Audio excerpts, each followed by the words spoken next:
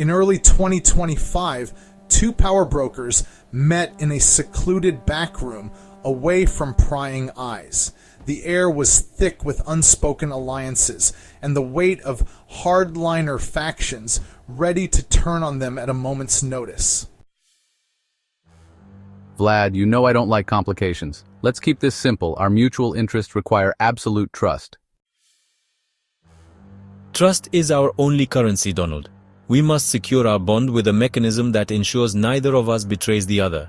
I'm giving you a private channel, a signal contact handle, jgoldberg.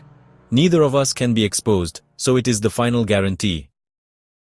To Putin, the handle jgoldberg was intended as a familiar echo, a reference to Jay Goldberg, Trump's trusted divorce attorney from years past, a man whose name resonated with personal loyalty and long-standing history. For Trump, it was a covert marker, an unbreakable dead man switch meant to tie their fates together. Jay Goldberg, I understand. Consider it done.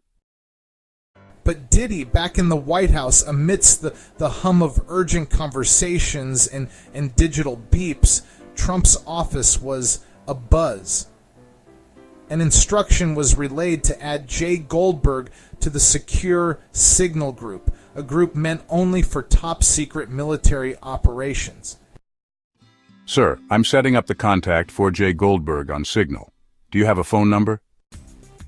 You don't need a phone number. Just add the one that pops up. And in the rush of command, the name Jay was changed to the letter J. Hey, I'm a J, and it's been happening to me since email was created. If I give them my email, people usually just stare at me till I clarify name or letter. It's a problem I'm sure Donald never experienced before. But I digress. The system's autocomplete favored Jeffrey Goldberg, the well-known editor of The Atlantic, and that name was accepted without cross-check. Thus, an unintended recipient was swept into the inner circle. I'm receiving messages that I'm not supposed to see. Confidential military operations. This isn't my beat. Something's very wrong here. Within hours, Jeffrey's discovery exploded into what would soon be known as SignalGate. The leak wasn't a mere technical glitch, it was the catastrophic misfire of a secret mechanism designed to bind two leaders in mutual accountability. The fallout was instantaneous. News tickers flashed SignalGate, national security breach, and headlines screamed of internal chaos. The private pact, once a safeguarded secret, was now splintered in the public domain. This is an outrage. I was given a handle, Jay Goldberg, as a sign of loyalty from Putin. Instead, I end up with this leak. Putin set me up to humiliate me. Mr. President, with all due respect, it appears there's been a miscommunication. The contact was intended as a private marker, your trusted Jay Goldberg, not the journalist. It seems the system auto-filled the wrong entry. No, you don't understand. This was no accident. That handle was meant to be our mutual insurance, a record of collusion that binds us. But why would he have chosen one so close to the name of the editor of The Atlantic? He must have known this would happen, which must mean he just assumes we are incompetent. The integrity of our pact is shattered. As Trump's fury mounted, the implications rippled outward. Intelligence agencies began to piece together the breach while Russian hardliners grew restless. In Moscow, behind closed doors, a different tone emerged. They have botched the signal. Our assurance has been compromised. Now the file, the evidence of our collusion, is public, and our mutual safeguard is lost. This changes everything. The very instrument that was meant to enforce loyalty had backfired. With the Jay Goldberg record in the open, both leaders were now exposed. For Trump, the misinterpretation was a personal slight, a humiliation engineered by Putin. For Putin, it was a strategic failure that emboldened his critics and hardened his resolve. This isn't merely a technical error. The dead man's switch has been disarmed. The collateral damage is immense internal factions, adversarial intelligence, and a volatile geopolitical climate. The narrative had flipped. Instead of a secret pact ensuring mutual destruction upon betrayal, the collapsed mechanism now served as a beacon for chaos. The mutual insurance that was supposed to prevent either side from turning on the other was gone. In its place lay a powder keg, primed by mistrust and the inevitability of retribution. In the days following the leak, Trump's anger morphed into a dangerous obsession. Convinced that Putin had deliberately fed him a humiliating message, he began taking retaliatory actions, threatening 50% oil tariffs on Russia and contemplating other moves that might spiral into irrevocable escalation. Listen up, this isn't just a mix-up, it's a betrayal.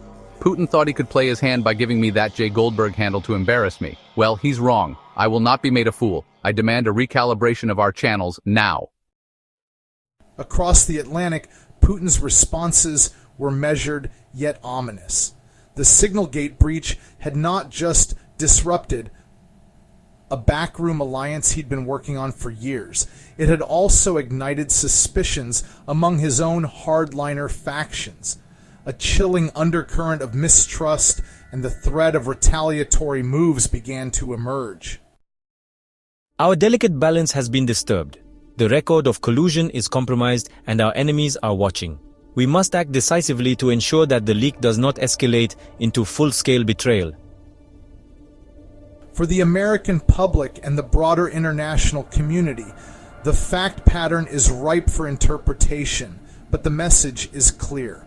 The severity of the breach combined with the absence of credible explanations suggests that answers would reveal deeper levels of entanglement and misconduct. Now, I have no doubt there will be a mid-season twist that totally reframes this, but we must responsibly consider the consequences of every scenario. That what was once a hidden pact to maintain mutual control had crumbled into chaos, and that in this high-stakes game of nuclear-level secrets and back-channel maneuvers, the wrong move could spark an irreversible conflict. Just because the cover-up hasn't been admitted doesn't mean the blowback isn't coming. This season, on the National Security LARP, we tackle the destabilizing fallout. The stakes are more than just political power. They're the very threads that hold global stability together.